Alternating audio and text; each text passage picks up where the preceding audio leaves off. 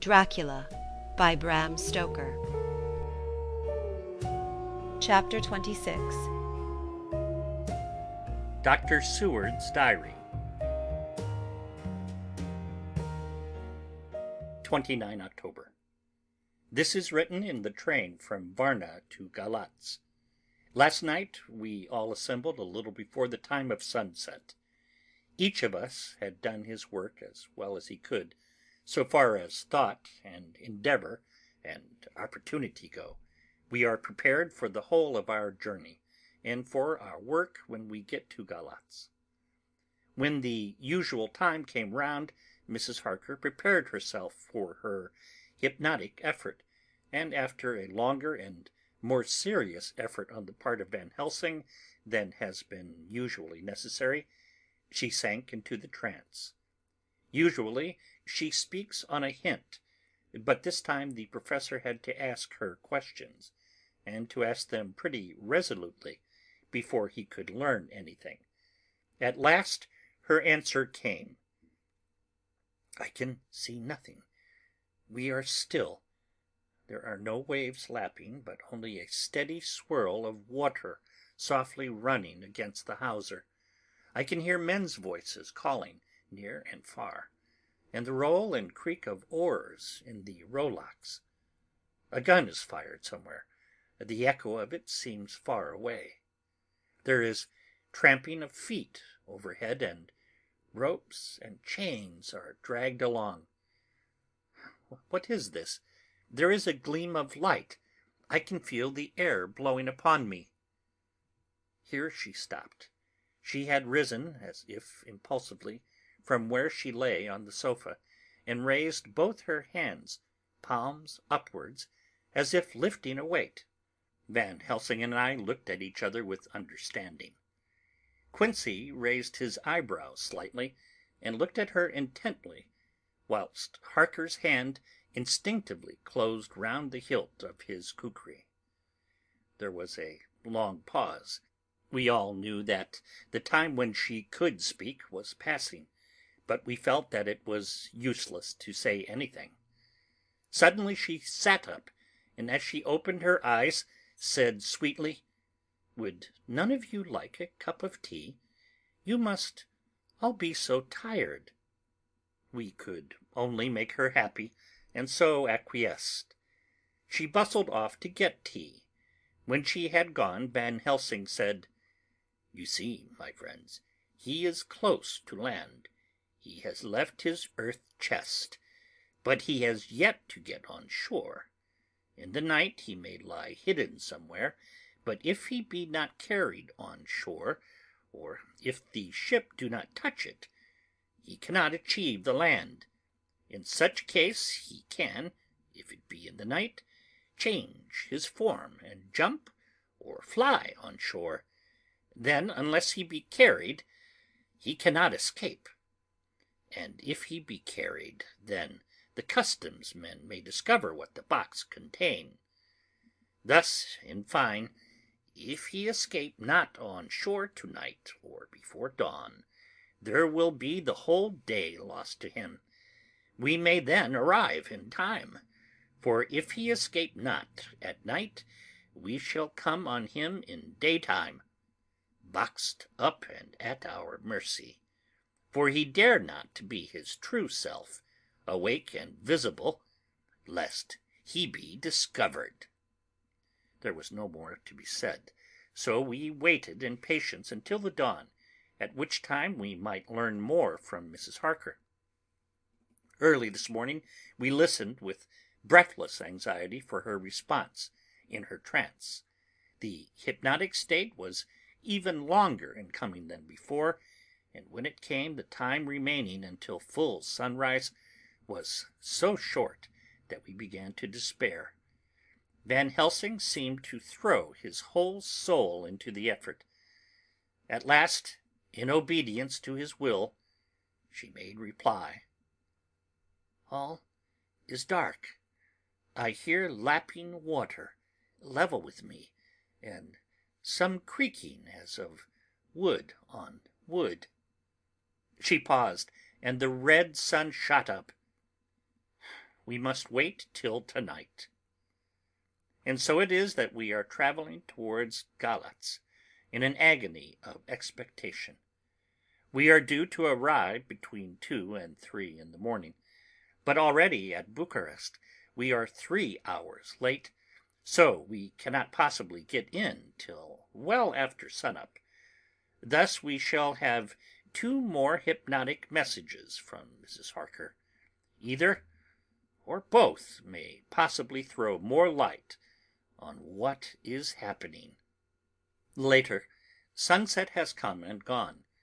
Fortunately, it came at a time when there was no distraction, for had it occurred whilst we were at a station, we might not have secured the necessary calm and isolation.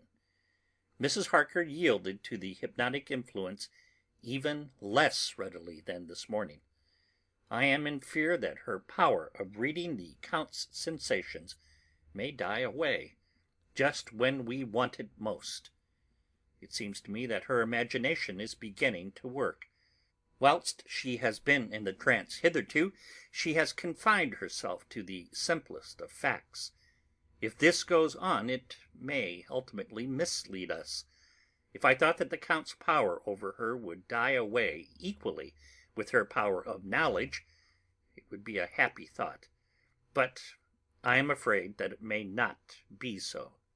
When she did speak, her words were enigmatical. Something is going out.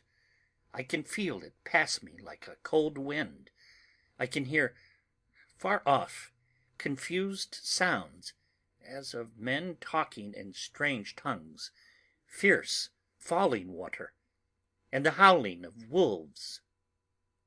She stopped, and a shudder ran through her, increasing in intensity for a few seconds, till, at the end, she shook as though in a palsy. She said no more, even in answer to the professor's imperative questioning. When she woke from the trance, she was cold and exhausted and languid, but her mind was all alert. She could not remember anything, but asked what she had said. When she was told, she pondered over it deeply for a long time, and in silence. 30 October, 7 a.m. We are near Galatz now, and I may not have time to write later. Sunrise this morning was anxiously looked for by us all. Knowing of the increasing difficulty of procuring the hypnotic trance, Van Helsing began his passes earlier than usual. They produced no effect, however, until the regular time, when she yielded with still a greater difficulty, only a minute before the sun rose. The professor lost no time in his questioning. Her answer came with equal quickness. All is dark. I hear water swirling by, level with my ears, and the creaking of wood on wood. Cattle low, far off. There is another sound, a queer one, like... She stopped and grew white, and whiter still. Go on, speak, I command you," said Van Helsing in an agonized voice. At the same time there was despair in his eyes, for the risen sun was reddening even Mrs. Harker's pale face. She opened her eyes, and we all started as she said, sweetly and seemingly with the utmost concern, "Oh, Professor, why ask me to do what you know I can't? I don't remember anything."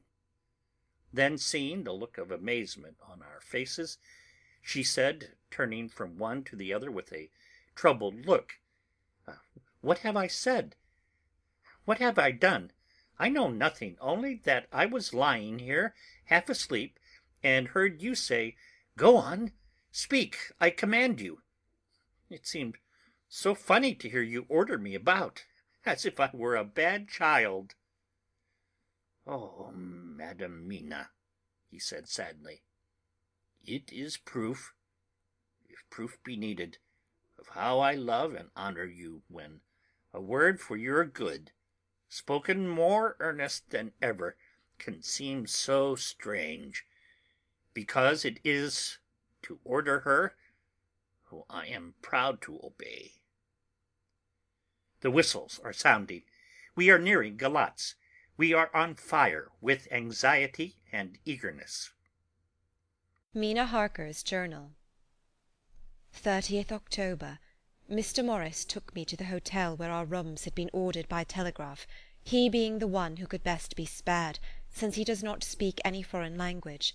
The forces were distributed much as they had been at Varna, except that Lord Godalming went to the Vice-Consul, as his rank might serve as an immediate guarantee of some sort to the official, we being in extreme hurry. Jonathan and the 2 doctors went to the shipping agent to learn particulars of the arrival of the Tsarina Catherine. Later. Lord Godalming has returned. The consul is away, and the vice-consul sick, so the routine work has been attended to by a clerk. He was very obliging, and offered to do anything in his power. Jonathan Harker's journal. 30 October.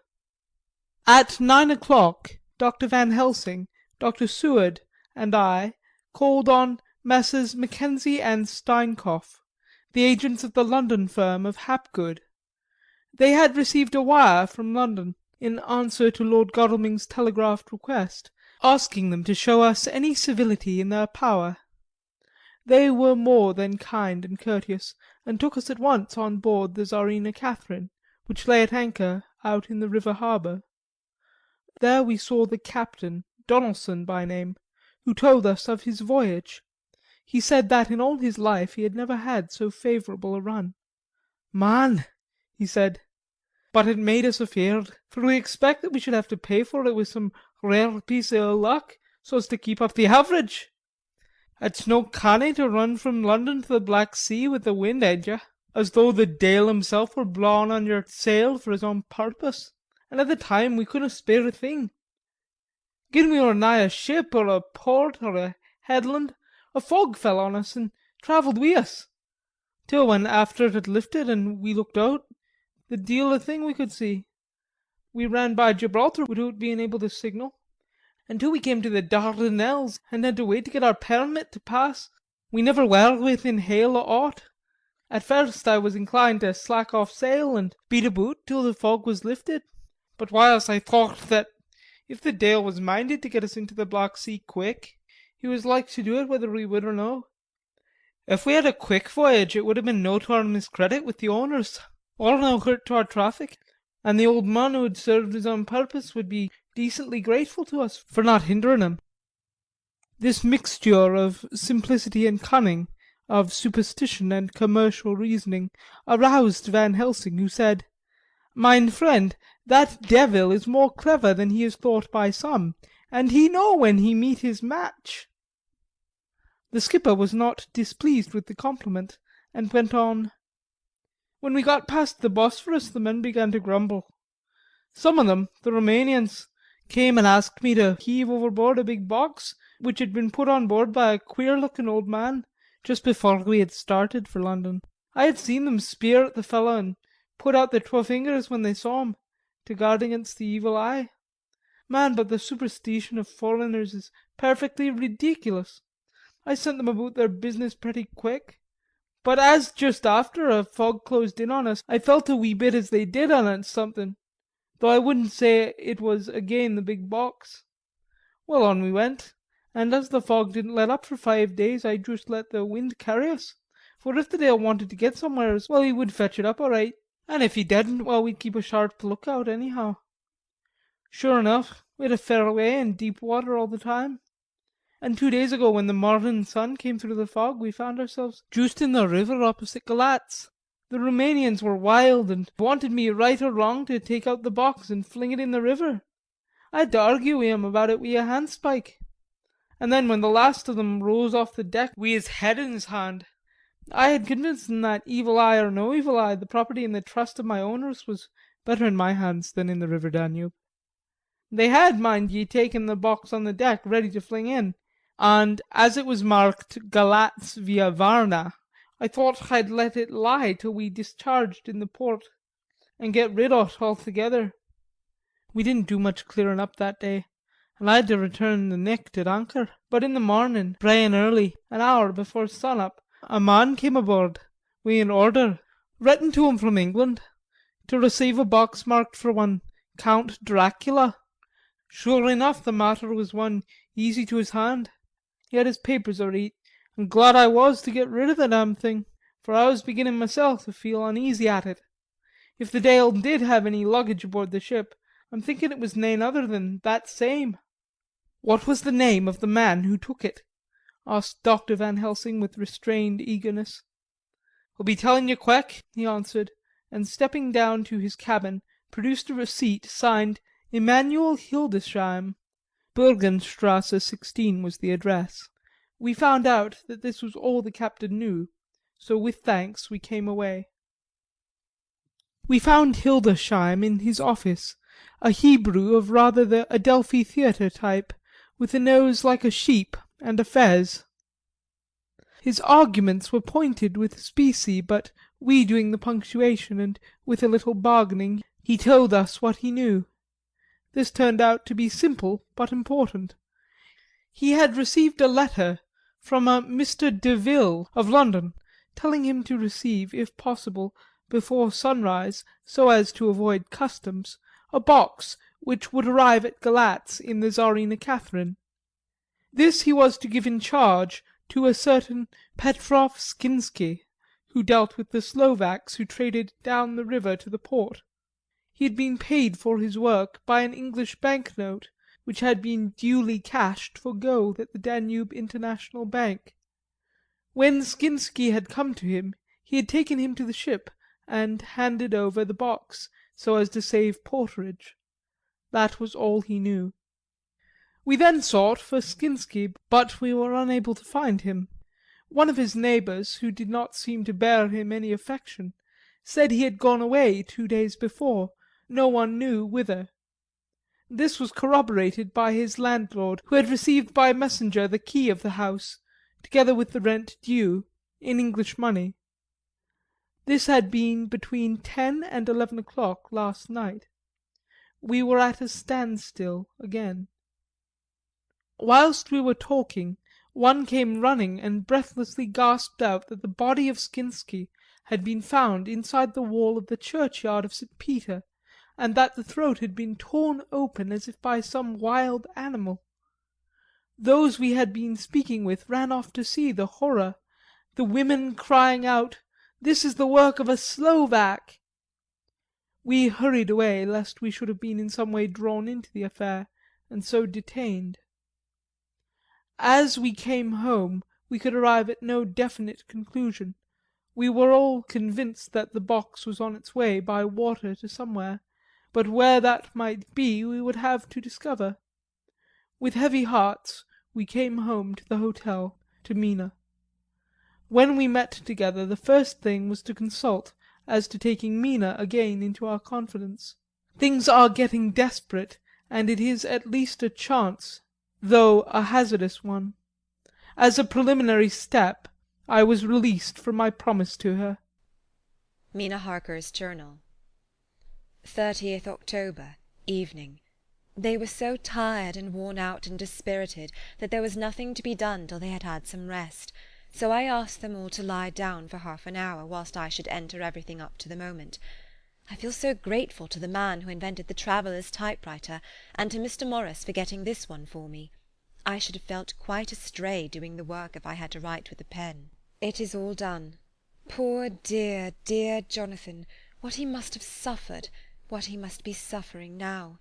He lies on the sofa hardly seeming to breathe, and his whole body appears in collapse.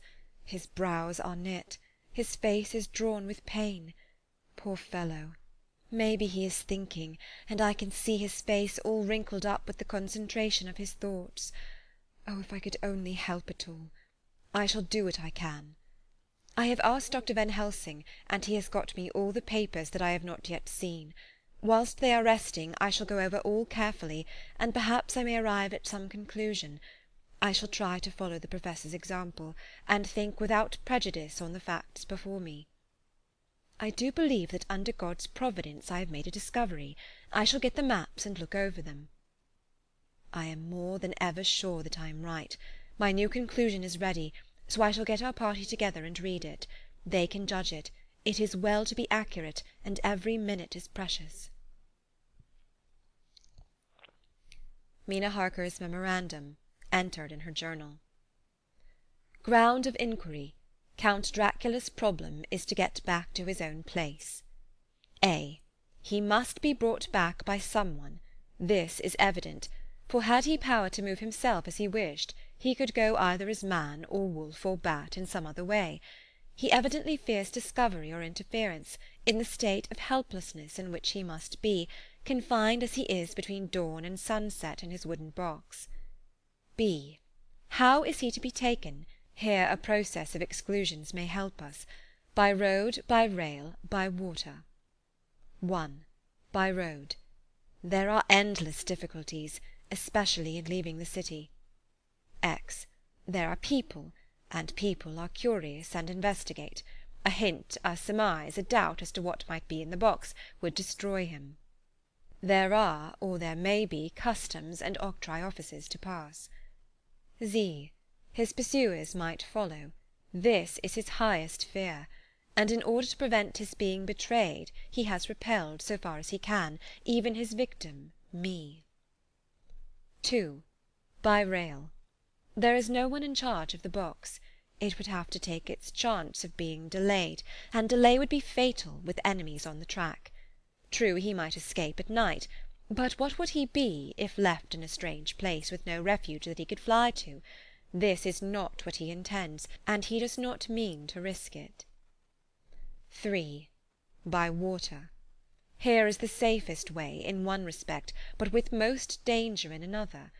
On the water he is powerless except at night. Even then he can only summon fog and storm and snow, and his wolves. But were he wrecked, the living water would engulf him, helpless, and he would indeed be lost. He could have the vessel drive to land, but if it were unfriendly land, wherein he was not free to move, his position would still be desperate. We know from the record that he was on the water, so what we have to do is to ascertain what water. The first thing is to realize exactly what he has done as yet. We may then get a light on what his task is to be. Firstly, we must differentiate between what he did in London as part of his general plan of action, when he was pressed for moments and had to arrange as best he could. Secondly, we must see, as well as we can surmise it from the facts we know of, what he has done here.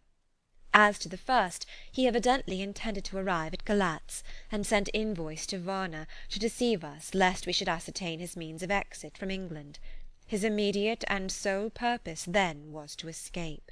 The proof of this is the letter of instructions sent to Emanuel Hildesheim to clear and take away the box before sunrise. There is also the instruction to Petrov Skinsky.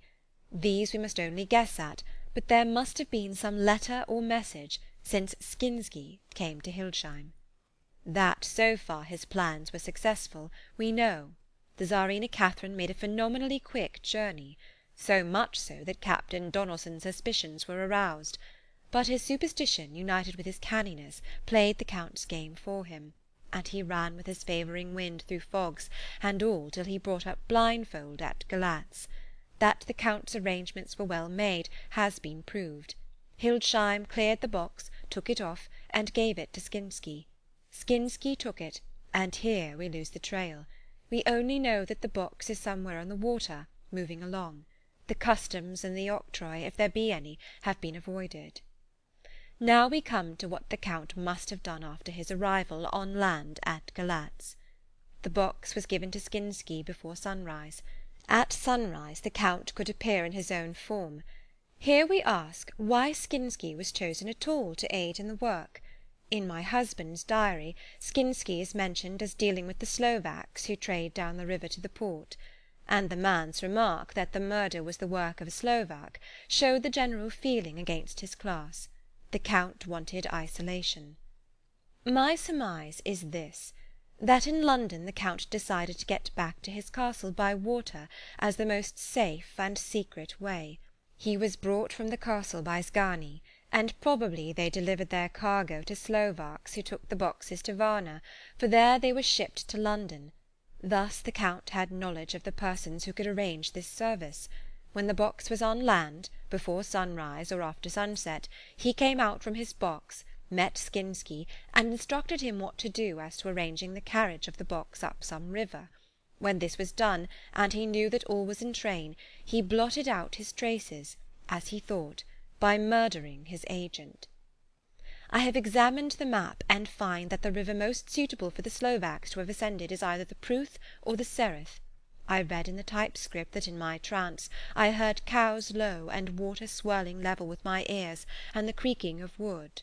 The Count in his box, then, was on a river in an open boat, propelled probably either by oars or poles, for the banks are near, and it is working against stream.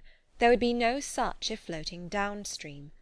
Of course it may not be either the Sereth or the Pruth, but we may possibly investigate further. Now of these two the Pruth is the more easily navigated, but the Sereth is, at Fundu, joined by the Bistritza, which runs up round the Borgo Pass. The loop it makes is manifestly as close to Dracula's castle as can be got by water. Mina Harker's journal continued. When I had done reading, Jonathan took me in his arms and kissed me. The others kept shaking me by both hands, and Dr. Van Helsing said, "Our dear Madam Mina is once more our teacher. Her eyes have been where we were blinded. Now we are on the track once again, and this time we may succeed. Our enemy is at his most helpless, and if we can come on him by day, on the water, our task will be over.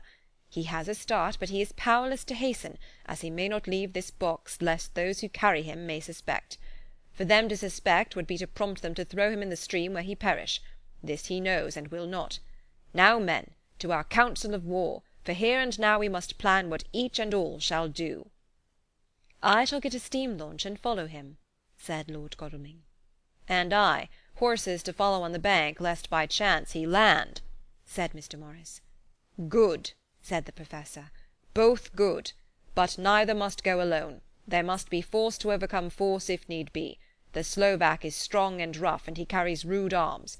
All the men smiled, for amongst them they carried a small arsenal. Said Mr. Morris, "I have brought some Winchesters. They are pretty handy in a crowd, and there may be wolves. The Count, if you remember, took some other precautions. He made some requisitions on others that Mrs. Harker could not quite hear or understand. We must be ready at all points." Dr. Seward said, "I think I had better go with Quincey. We have been accustomed to hunt together, and we two, well armed, will be a match for whatever may come along. You must not be alone, Art. It may be necessary to fight the Slovaks, and a chance thrust, for I don't suppose those fellows carry guns, would undo all our plans. There must be no chances this time. We shall not rest until the Count's head and body have been separated, and we are sure that he cannot reincarnate." He looked at Jonathan as he spoke, and Jonathan looked at me. I could see that the poor dear was torn about in his mind. Of course he wanted to be with me, but then the boat service would most likely be the one which would destroy the vampire. Why did I hesitate to write the word? He was silent a while, and during his silence Dr. Van Helsing spoke. "Friend Jonathan, this is to you for twice reasons. First, because you are young and brave and can fight, and all energies may be needed at the last. And again, that it is your right to destroy him. That which has wrought such woe to you and yours. Be not afraid for Madam Mina. She will be my care, if I may. I am old, my legs are not so quick to run as once, and I am not used to ride so long or to pursue as need be, or to fight with lethal weapons. But I can be of other service. I can fight another way, and I can die if need be as well as younger men. Now let me say that what I would is this. While you, my Lord Godalming, and friend Jonathan go in your so swift little steamboat up the river, and whilst John and Quincey guard the bank where perchance he might be landed, I will take Madam Mina right into the heart of the enemy's country. Whilst the old fox is tied in his box, floating on the running stream whence he cannot escape to land, where he dares not raise the lid of his coffin-box, lest his Slovak carriers should in fear leave him to perish, we shall go in the track where Jonathan went, from Bistritz over the Borgo, and find our way to the castle of Dracula. Here Madam Mina's hypnotic power will surely help, and we shall find our way, all dark and unknown otherwise, after the first sunrise when we are near that fateful place. There is much to be done, and other places to be made sanctify, so that the nest of vipers be obliterated." Here Jonathan interrupted him hotly. "Do you mean to say, Professor Van Helsing, that you would bring Mina, in her sad case and tainted as she is with that devil's illness, right into the jaws of his death-trap? Not for the world, not for heaven or hell." He became almost speechless for a minute, and then went on. "Do you know what the place is? Have you seen that awful den of hellish infamy, with the very moonlight alive with grisly shapes, and every speck of dust that whirls in the wind a devouring monster and embryo? Have you felt the vampire's lips upon your throat?"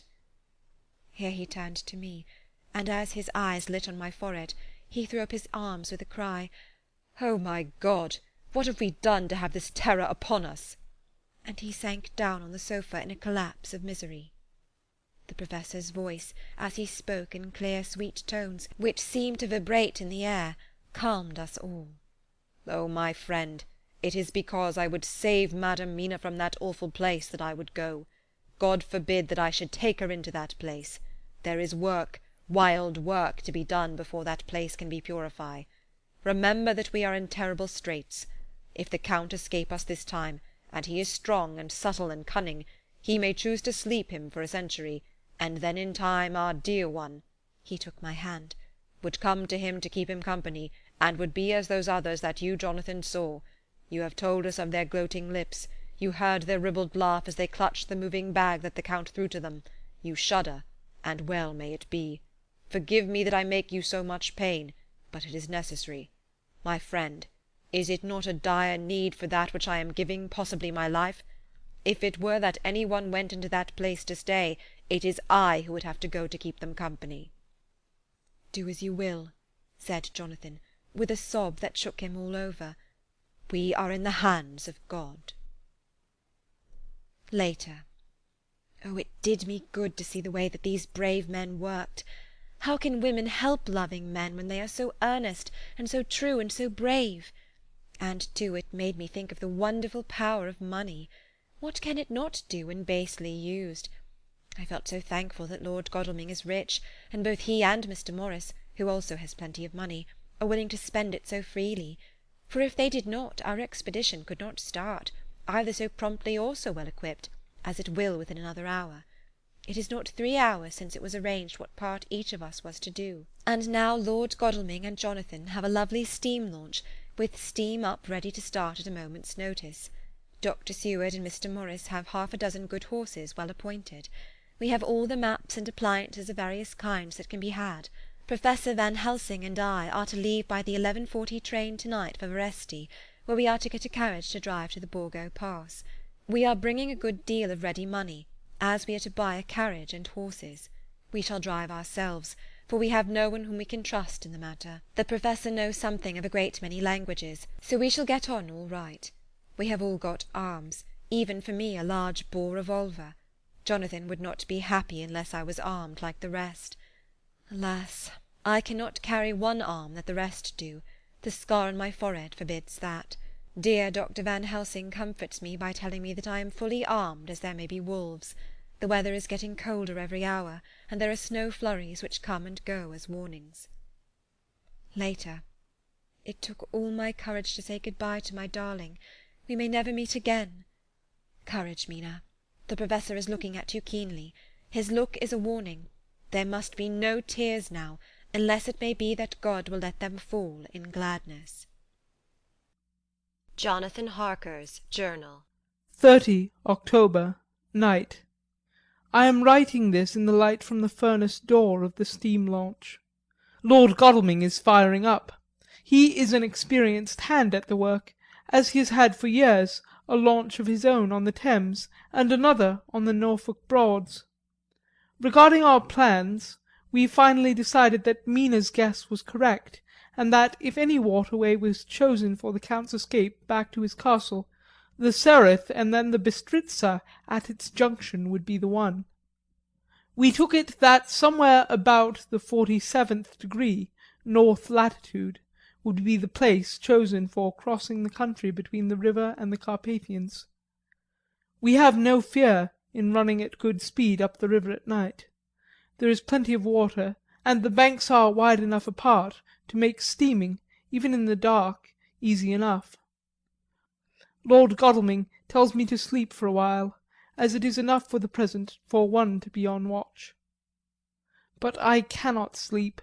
How can I, with the terrible danger hanging over my darling, and her going out into that awful place?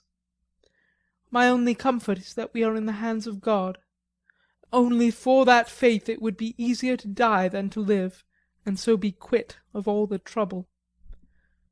Dr. Morris and Dr. Seward were off on their long ride before we started. They are to keep up the right bank, far enough to get on higher lands where they can see a good stretch of river, and avoid the following of its curves. They have, for the first stages, 2 men to ride and lead their spare horses, 4 in all, so as not to excite curiosity. When they dismiss the men, which shall be shortly, they shall themselves look after the horses. It may be necessary for us to join forces. If so, they can mount our whole party. One of the saddles has a removable horn, and can be easily adapted for Mina, if required. It is a wild adventure we are on. Here, as we are rushing along through the darkness with the cold from the river seeming to rise up and strike us, with all the mysterious voices of the night around us, it all comes home. We seem to be drifting into unknown places and unknown ways, into a whole world of dark and dreadful things. Godalming is shutting the furnace door. 31 October. Still hurrying along. The day has come and Godalming is sleeping. I am on watch. The morning is bitterly cold, the furnace heat is grateful, though we have heavy fur coats. As yet we have passed only a few open boats, but none of them had on board any box or package of anything like the size of the one we seek. The men were scared every time we turned our electric lamp on them, and fell on their knees and prayed. 1 November, evening. No news all day. We have found nothing of the kind we seek. We have now passed into the Bistritza, and if we are wrong in our surmise our chance is gone. We have overhauled every boat, big and little. Early this morning one crew took us for a government boat, and treated us accordingly. We saw in this a way of smoothing matters, so at Fundu, where the Bistritza runs into the Sereth, we got a Romanian flag which we now fly conspicuously. With every boat we have overhauled since then this trick has succeeded. We have had every deference shown to us, and not once any objection to whatever we chose to ask or do. Some of the Slovaks tell us that a big boat passed them, going at more than usual speed as she had a double crew on board. This was before they came to Fundu, so they could not tell us whether the boat had turned into the Bistritza or continued on up the Sereth. At Fundu we could not hear of any such boat, so she must have passed there in the night. I am feeling very sleepy. The cold is perhaps beginning to tell on me, and nature must have rest some time. Godalming insists that he shall keep the first watch. God bless him for all his goodness to poor dear Mina and me. 2 November, morning. It is broad daylight. That good fellow would not wake me. He says it would have been a sin to, for I slept peacefully and was forgetting my trouble. It seems brutally selfish to me to have slept so long and let him watch all night, but he was quite right. I am a new man this morning, and as I sit here and watch him sleeping, I can do all that is necessary both as to minding the engine, steering, and keeping watch. I can feel that my strength and energy are coming back to me. I wonder where Mina is now, and Van Helsing. They should have got to Veresti about noon on Wednesday. It would take them some time to get the carriage and horses, so if they had started and travelled hard, they would be about now at the Borgo Pass. God guide and help them. I am afraid to think what may happen. If we could only go faster, but we cannot. The engines are throbbing and doing their utmost. I wonder how Dr. Seward and Mr. Morris are getting on. There seem to be endless streams running down the mountains into this river, but as none of them are very large at present, at all events, though they are doubtless terrible in winter, and when the snow melts, the horsemen may not have met much obstruction. I hope that before we get to Strasbourg we may see them, for if by that time we have not overtaken the Count, it may be necessary to take counsel together what to do next. Dr. Seward's Diary, 2 November.